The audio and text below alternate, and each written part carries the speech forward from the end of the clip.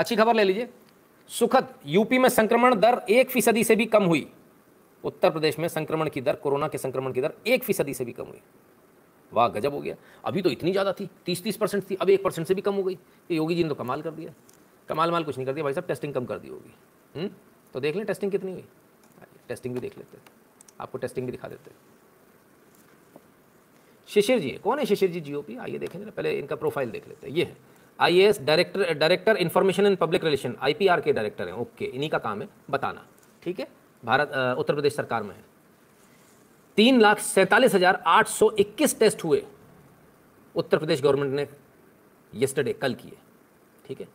आज ये खबर देना, और आज ही की खबर, कल वाली खबर बता रहे हैं। यानी 3,47,000 के बाद जो स्थिति है वो स्थिति ये है कि संक्रमण की दर, ठीक है, आज ये खबर देना, और आज ही की खबर, कल वाली खबर बता रहे हैं। 3,47,000 के बाद जो स्थिति है वो स्थिति ये है कि संक्रमण की दर 1% से भी कम हुई। यानी टेस्टिंग तो कम नहीं हुई, टेस्टिंग तो बढ़ा दी। कितनी हो गई टेस्टिंग? 3,47,000। और उत्तर प्रदेश का जो वो है वो कितना है ये देख लीजिए, यहाँ पर भी आ जाइए, यहाँ पर भी हम आपको दिखा देते हैं। 27 तारीख की खबर, 27 तारीख की खबर, कितना?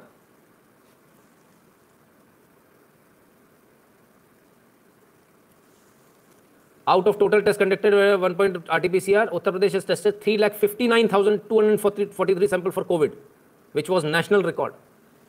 और बताते हैं कितना इन्होंने और ज़्यादा करी testing. Yogis Uttar Pradesh becomes first state to test 3,70,000 people of COVID in one day. एक दिन में 3,70,000 से ज़्यादा टेस्ट लगाए। ये 22 मई को था। ये रिकॉर्ड अभी तक शायद कोई तोड़ नहीं पाया। ये योगी का कमाल है। तो साहब ना तो टेस्ट कम किए, ना कुछ और किया, कोई लफड़ेबाजी नहीं करी, उसके बाद भी संक्रमण की दर कम आ गई। ये है योगी मॉडल। क्योंकि योगी जी की तबीयत खराब थी तब ये सारी चीज़ें फैली, वो खुद पॉजिटिव हो गए थे। अगर नहीं होते तो स्थिति बनती ही नहीं उत्तर प्रदेश के अंदर कम से कम। PC Chidambaram showing income of monthly 2 crore, growing cauliflower in balcony. हाँ, राजेश उपाध्याय जी वो तो कुछ भी कर सकते हैं सर, उनके लिए तो कुछ भी पॉसिबल है। जब इतनी अच्छी मैनेजमेंट होती है तब फॉरेन में एक अखबार आता है, उसका नाम है न्यूयॉर्क टाइम्स। वो वहाँ बैठ के भारत के बारे में उसे सब पता होता है, वहाँ बैठ के भारत के बारे में छाप देता है। क्या छापता है आइए देखिए। न्यूयॉर्क टाइम्स की खबर में कोरोना से होने वाली मौतों की संख्या को लेकर दी गई जानकारी आधारहीन और झूठी है। केंद्र, इन्होंने वहाँ बता दिया, कितना बता दिया, बोले साहब 40 लाख लोग मरे हैं भारत में। तो केंद्र ने आज इस बात का बाकायदा आधिकारिक रूप से कहा कि भैया ये जानकारी पूरी तरह से झूठी है, आधारहीन है, इसका कोई आधार ही नहीं है। न्यूयॉर्क टाइम्स में जो खबर छपी है बिल्कुल फ्रॉड है, फेक है, क्योंकि वो देश के बाहर बैठे, उन्हें पता है उनका कुछ नहीं होने वाला, इसलिए वो आराम से कर रहे हैं। आइए, न्यूयॉर्क टाइम्स का ये वो था जो राहुल गांधी जी ने शेयर किया था। Numbers don't lie, GOI does. How big could India's true COVID toll be? Official count, conservative scenario, more likely scenario, our scenario. 4.2 million पे ले गए। मतलब ये कौन से लोग हैं यार? हम तो सोचते थे हमारे ही ऐसे गधे पाए जाते हैं, कल के गुंडे आज के पत्रकार। हमें लगता है इससे भी गधे ज़्यादा तो न्यूयॉर्क टाइम्स में पाए जाते हैं। बिल्कुल ही एकदम ही बिल्कुल ही गधे, बिल्कुल ही बेसिर पैर की बात करने वाले। कमाल के लोग हैं यार, कहाँ कहाँ से आते हैं। Sir thank you for your effort, Vande Mataram. Basu Chauhan ji, बहुत बहुत धन्यवाद बासु चौहान जी। तो कुल मिला के सरकार ने बोल दिया ये आंकड़ा फर्जी है, और ये आंकड़ा फर्जी ही है ऑब्वियसली। लेकिन भाई साहब इनसे मिलिए, ये तो हर फर्जी को असली मान लेते हैं। राहुल गांधी का केंद्र पर निशाना, कहा पॉजिटिविटी एक स्टंट, छिपाए जा रहे हैं मौत के असली आंकड़े। लो भैया, अब इन्हें कौन समझाए? अब ये पता नहीं क्या फूक के चले आए, इनको कौन से मौत के आंकड़े दिख रहे हैं? अब कुल मिला के नैरेटिव बनाना है। नैरेटिव कैसे? नैरेटिव सिर्फ ट्विटर थोड़ी बनाता है, नैरेटिव और भी लोग बनाते हैं। न्यूयॉर्क टाइम्स जैसे पेपर। हमारा सिर्फ इतना सा निवेदन है सरकार से कि अब समय आ गया है कि सरकारें बाहर निकलें। जो राजदूत खा खा के मोटे हो गए ना, एम्बेसडर बन के बैठे रहते हैं, समय आ गया कि वहाँ पर अच्छी लॉ फर्म्स को हायर करें, और न्यूयॉर्क टाइम्स जैसे अखबारों को अमेरिका में उनके कानून के तहत उनको वहाँ केस करें उनके ऊपर, और भारत सरकार की तरफ से डैमेजेस के लिए सबसे पहले तो केस करें कि झूठ बोल रहे हैं, इसको साबित करें, और उसके बाद भारत सरकार से डैमेजेस के तौर पर इतना बड़ा हर्जाना करें कि उसमें पूरा का पूरा अखबार बिक जाए। ये अब आपको करने की बहुत आवश्यक है, बहुत आवश्यकता है इसको करने की, क्योंकि अदरवाइज काम बनेगा नहीं। तो राहुल गांधी जी को आंकड़े झूठे लग रहे हैं, राहुल गांधी जी कह रहे हैं आंकड़े छुपाए जा रहे हैं, पॉजिटिविटी की तो बकवास है, ऐसा कुछ नहीं। लेकिन राहुल गांधी जी हम आपकी असलियत दिखा दें, ये आपकी असलियत है। आप लोगों ने ये वाले ट्वीट्स किए थे, ये कोरोना की तस्वीर प्रोपोगेंडा, और असलियत क्या उसके बगल से 2015 की ट्वीट है, और वो भी रॉयटर्स ने इसको 2015 14 जनवरी 2015 को पब्लिश किया था रॉयटर्स ने, छोटे मोटे अखबार ने भी नहीं, ठीक है। ये वही तस्वीर है, देख लीजिए। अब ये कुत्ता यहीं खड़ा हुआ है, ये कुत्ता यहाँ है, ठीक है, तस्वीर बिल्कुल मिल रही है ना। आ जाइए दूसरी तस्वीर पर आ जाइए, ये वो भी वेरीफाइड ट्विटर हैंडल ने किया है। आ जाइए, इस तस्वीर को दिखाया गया आज का बताकर। ये तस्वीर 13 साल पुरानी तस्वीर है, 13 साल पुरानी, ठीक है। इस तस्वीर को देख लीजिए, इस तस्वीर को बताया गया आज का, ये भी वेरीफाइड ट्विटर हैंडल है, ठीक है। ये तस्वीर 2012 की निकली, ये आपके सामने सारी तस्वीरें, इन तस्वीरों को गौर से देख लीजिए, कौन सी 2015 की है, कौन सी ये तस्वीर, ये भी हम आपको दे देंगे, हम इसका ऑलरेडी ट्वीट कर चुके हैं। बहुत सारे लोग जो मांगते हैं ना कि टेलीग्राम पर दे दो, ज़्यादातर जो फोटोग्राफ्स ये चीज़ें होती है वो हम ट्वीट कर देते हैं, तो ट्विटर पे प्लीज़ फॉलो कर लीजिए, वहाँ ट्विटर से ले लिया कीजिए ना, सारी चीज़ें टेलीग्राम पे डालना संभव नहीं होता, फिर भी कोशिश करेंगे, लेकिन कोशिश किया कीजिए ट्विटर से जो मिल रहा है उसको उठा लें, राइट। चलिए, तब क्या सारा झगड़ा है किस चीज़ का, कोरोना का। तो राहुल गांधी जी सीधे सीधे बात क्यों नहीं करते कि ये चाइनीज़ वायरस है, सीधे बात क्यों नहीं करते, सीधे बात करने की हिम्मत नहीं है, क्योंकि चाइना रिजेक्ट्स नीड फॉर कोविड-19 origin probe, says dark history of US known to world.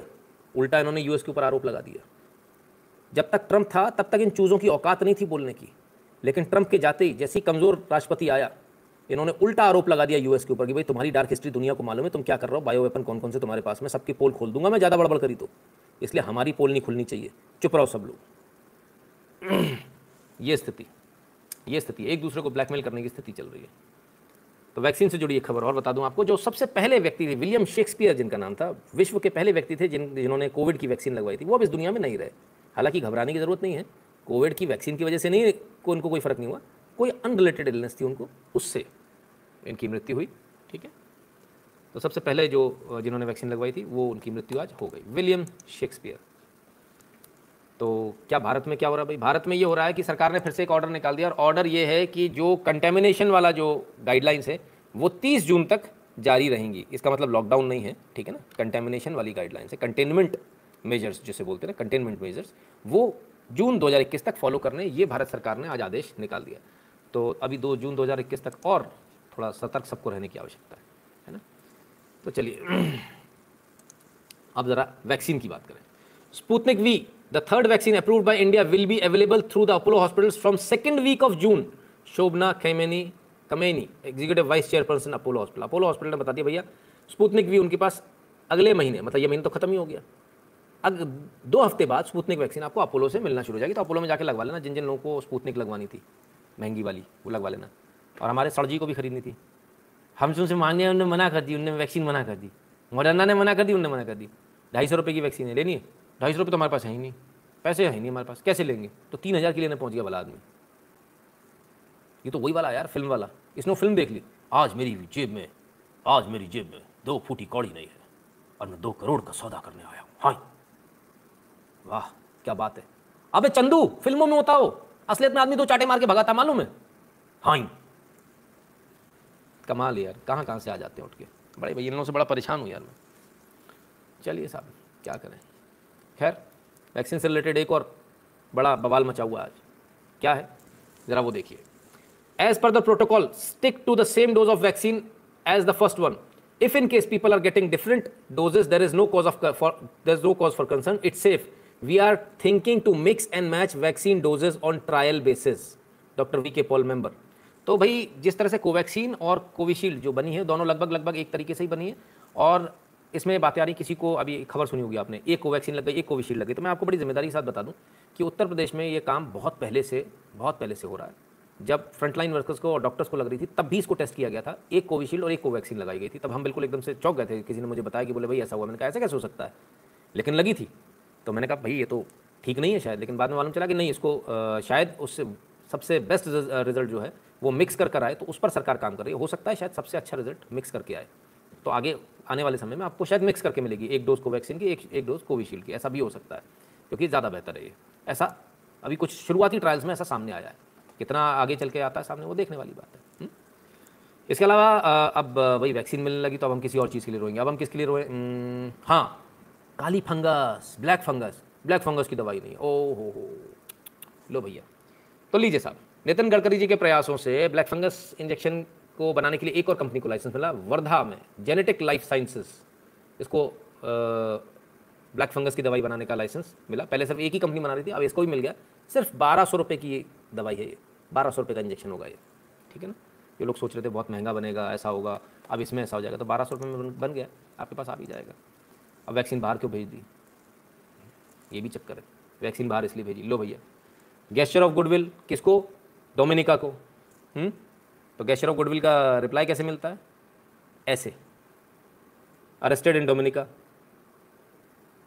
ठीक है सर, सारी चीज़ें थोड़ी बताई जाती हैं, क्यों भेजी किस लिए भेजी, ये तो यही चाह रहे हैं बस, सब बता दो इनको, इनके लोग नहीं पकड़े जाने चाहिए, बस इतनी सी बात है। चलिए पकड़ने की बात आ रही तो दिल्ली में ही देख लो सर, दिल्ली में क्या हाल हो रखा है। दिल्ली के आउटर दिल्ली में 3 अलग अलग जगहों पर गाय काटने के इंसिडेंट्स हुए। कौन काट रहा है? आसिफ, पकड़े गए 3 लोग, आसिफ, मोहसिन और नईम। जामिया नगर में छुपे हुए थे, जामिया नगर में पकड़े गए। आसिफ 36, मोहसिन 24 और नईम 20। जामिया नगर, समझ में आ रहा है? जामिया तेले इंतलाब आयदा। आ गया सर। ये अपोजिशन वाले अपने टैलेंट पे कोरोना का मामला और कितने महीने खींच सकते हैं? ये तो कहना मुश्किल है भाई, जब तक खींचना चाहें खींचने दीजिए, अपना भी क्या जा रहा है, ज़्यादा दिन नहीं खींचेगा। अगस्त के बाद हवा निकल जाएगी इसकी ना, अगस्त तक ज़्यादा से ज़्यादा चल सकता है, इसके बाद खेल खत्म हो जाएगा इनका। चलिए ज़रा लाइक कर दीजिएगा, वीडियो को शेयर कर दीजिएगा अपने मित्रों से, चैनल को सब्सक्राइब करने के लिए बोल दीजिएगा जिन्होंने अभी तक नहीं किया, और बगल वाली घंटी बजा लें, क्योंकि नोटिफिकेशन तभी आएगा जब घंटी बजी होगी बगल वाली, है ना, उसमें 2 एरो बनकर आ जाता है साइड में, और है ना।